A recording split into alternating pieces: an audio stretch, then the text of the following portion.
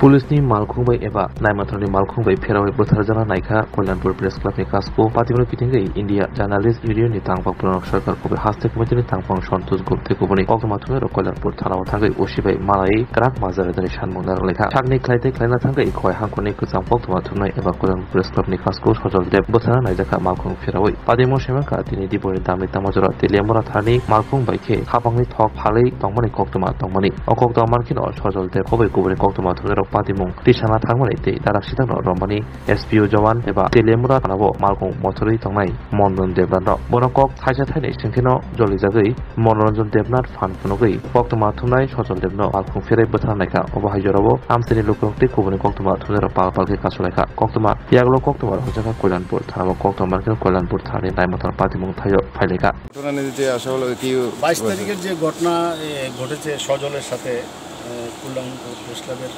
সভাপতি এবং বিশিষ্ট সাংবাদিক এই রাজ্যের, তো এটা খুব দুঃখজনক এবং আজকে আমরা এসেছি।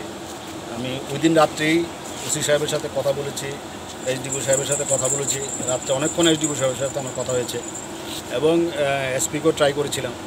তো আজকে আমি নিজে এসেছি যে ঘটনাটা কি আসলে জানার জন্য। ঘটনাটা খুবই দুর্ভাগ্যজনক যে এরকম একটা ঘটনা সফলতার সাথে হয়েছে। ওরা খুব সহযোগিতা করে, ওরা যেরকম ভালো সংবাদ করে এবং পুলিশকেও সহযোগিতা করে, কিন্তু হঠাৎ করে একটা পুলিশের এসপি জওয়ান একটা তেল বিক্রি করছিল, ওরা যখন খবরের জন্য যাচ্ছিল গাড়িটা এরকমভাবে ও চালাচ্ছিল যে এটা বোঝা যায়নি যে ওকে চাপা দেওয়ার জন্য নাকি পালিয়ে যাওয়ার জন্য। এটা আন্ডার ইনভেস্টিগেশন। তো আমরা আজকে ওসি সাহেবের সাথে কথা বলেছি। ওসি সাহেবের সাথে কথা বলে আমরা ব্যক্তিগতভাবে খুশি যে উনি ব্যবস্থা নিয়েছেন এবং পরবর্তী ব্যবস্থা নেবেন আশ্বাস দিয়েছে। ইতিমধ্যে ওকে ক্লোজ করা হয়েছে। তো আবার ওই যে ড্রাইভার আবার সজলের কাছে এসে মাপও চেয়েছে, ক্ষমাও চেয়েছে।